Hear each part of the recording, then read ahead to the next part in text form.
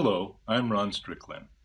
This webcast is one of a series in which I am providing some brief lectures and commentaries on topics from the courses I teach in literature and cultural studies. This particular episode is the first in a series about John Milton and his epic poem, Paradise Lost. Here I'm going to say some things about Milton's family background, his education, and his political commitments and involvements in the English Revolution, the turbulent political events of the 17th century. I'm especially interested in pointing out some of the ways that Milton is an early exemplar of the concepts of humanism, rationalism, and individualism that have come to define our long epoch of modernity. I'll say first that Milton is especially interesting for me to teach in relation to the overarching theme that I have in mind for this course, which is the trajectory from pre-modern, feudal, medieval modes of human subjectivity through to modern and late modern subjectivity, the experience of being human, one's possible lived experience in a very hierarchical, very stratified society, a society in which one's individual choices are very much constrained, and increasingly the beginnings of mercantile capitalism and eventually industrial capitalism into 20th century modernity. More emphasis is placed on individualism, on individual choice, on autonomy, and among the factors producing this change, we would include the emergence of capitalism, democratic and republican forms of government, the Protestant Reformation, bred of literacy, urbanization, the ways of life that are different, the possibility of human experience and social experience that become both required and also enabled by the massing of populations in cities instead of dispersing populations in small villages and rural communities. So I'll begin there with just pointing out that John Milton, his life, his experience was city life, such as it was in London in the early 17th century. So Milton was born in London in 1608 and he died in 1674. So his lifetime overlapped slightly with that of Shakespeare. And Milton's father, who was also called John Milton, is interesting to me. He was a wealthy scrivener. Scriveners perform some of the services that lawyers perform now, solicitors in England perform. They do transcriptions, they serve as notary publics, they help people prepare wills, last wills and testaments, other kinds of documents related to the legal profession, related to the court system.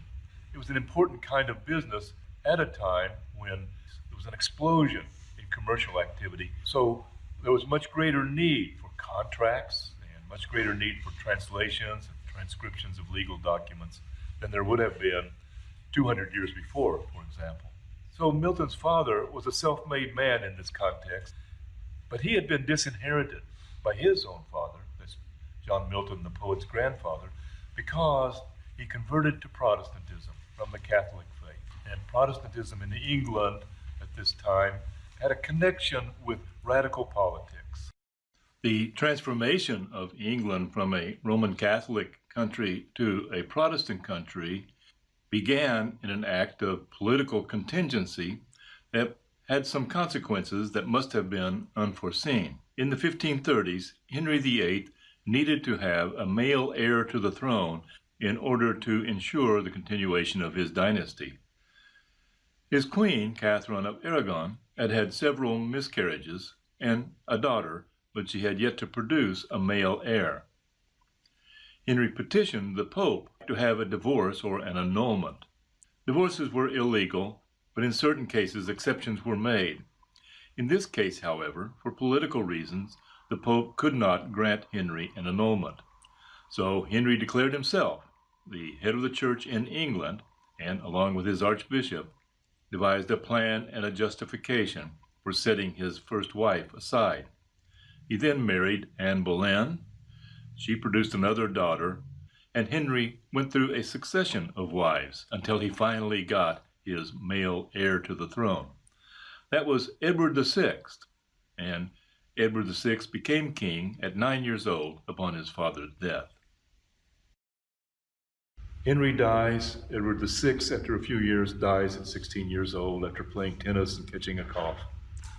His sister Mary becomes the queen. She becomes Bloody Mary because her reign is so intolerant toward Protestants. Then she dies, and the country is in crisis. There are some factions of the aristocracy who want to continue with another Catholic monarch, and some who see this as the chance to restore Protestantism as the official religion of the country. And Elizabeth becomes queen. She established the Elizabethan settlement, according to which England was going to be a Protestant country, but Catholics weren't going to be persecuted, at least not horribly. So it has the issue of whether you're an Anglican or a Roman Catholic has these political implications. That's why it's meaningful that John Milton's grandfather disowned John Milton's father, because John Milton's father became a Protestant. Now, I should say, by Milton's time, there's a kind of a high Anglicanism that's the official Anglican religion, and then there are splinter groups. In addition to the Anglican Church, there were other Protestant sects and splinter groups, such as the Presbyterians, the Puritans, Quakers, Levelers, and Diggers. Some of these were quite radical politically. For example, Levelers and Diggers found no biblical justification for property ownership and the social class hierarchy. Diggers squatted on aristocratic lands and planted their crops, attempting to live off the land as, in their view, God had intended. So Milton is living during that historical period, a very important historical period, and he played a very active role in the English Revolution. And his Protestantism came by him naturally, and his alignment with revolutionary and progressive politics signaled early on. Even in college, he attended Cambridge University, and of the two traditional universities in England, Cambridge and Oxford, Oxford was then and still is associated more with conservative politics, and Cambridge was then and still is associated more with liberal politics or progressive politics. Milton did his bachelor's degree at Cambridge. He continued there and got a master's degree, graduating in 1632. And after leaving Cambridge, he had a very indulgent father, and he still wanted to study. So he spent 6 more years studying independently, reading the classics, reading Latin and Greek and Hebrew at his father's country house in the village of Hammersmith, which was then in the country, but now it's a kind of part of London. And in May of 1638, he embarked on what has been called the Grand Tour of Europe, traveling around in Italy and France, and looking at old churches and famous paintings and meeting people and visiting universities. He met Galileo, but in 1639, he returned home. He cut short his travels. Milton already and always had been writing about and been boldly saying that he imagined that he was going to be the great epic poet of England. And he imagined that he might write an epic about King Arthur or some national heroic epic. But he put that aside when he got back, and he began to write political pamphlets. Some of them were quite radical and quite controversial. Of Reformation and on the reason of church government, Milton argues that the believer's understanding of God should be direct and unmediated by formal aspects of religion, including, of course, the interpretations of a priest, the church hierarchy, the liturgy of the church, even the High Anglican Church. These human-invented structures, he said, unjustifiably obstruct and corrupt the believer's understanding of God.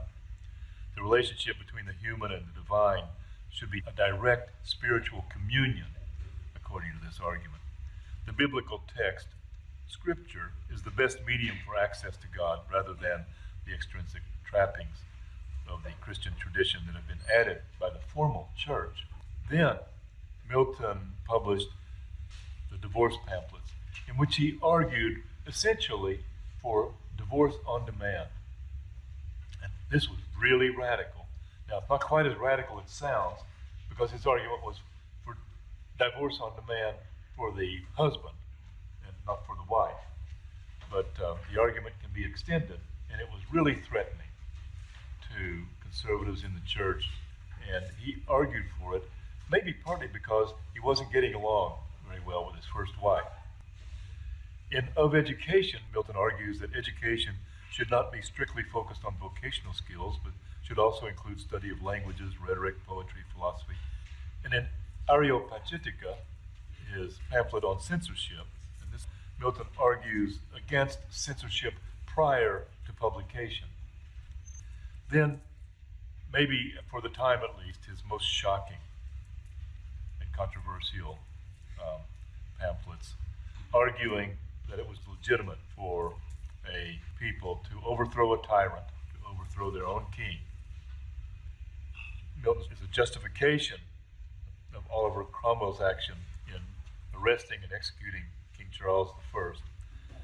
Milton defends the action against the royalist argument that the monarch rules as God's appointed minister, and to overthrow the monarch would be to reject God. Well, after Charles I's death, then there was what is called the interregnum, the period between two kings, when England was ruled by the protectorate rather than a kingdom. And as I said, in 1558, Cromwell died. His son Richard Cromwell became Lord Protector, but he couldn't hold it together and sustain control of the government. 1660, the Parliament invites Charles' son, now Charles II, to come back and assume the throne.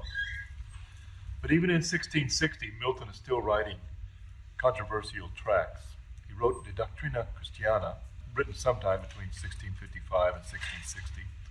And in that text, Milton argued that no person should be required to attend church, and every person should interpret the Bible for himself or herself. What's the problem with requiring that people go to church? What's the theological problem for Milton, imagine? Just because you make someone go to church doesn't make them religious, and in fact, it kind of defeats the whole purpose of worship. It's not really worship. Then the believer is simply a puppet of God. And what's the whole point of human life? So Milton made that argument. Then in the ready and easy way to establish a free commonwealth, he argued against the restoration of the monarchy. It was an argument that was not going his way. It was a very dangerous thing to write, and in fact, it put his life in danger. Now, he's already blind at this time. He's not really very dangerous, but he was arrested, and his friend and fellow poet Andrew Marvell, who had been a member of the Parliament as well, argued on his behalf and convinced the authorities that he wouldn't cause any trouble. He turned himself then back to his task that he had envisioned from an early age of writing the great epic poem of England. So in the 1660s, Milton will write the three long poems for which he is most remembered today: Paradise Lost, Paradise Regained, and Samson Agonistes. In other webcasts, I'll have some things to say about Paradise Lost, but for now, I'll conclude this episode. As always, if you have questions or comments, send me an email.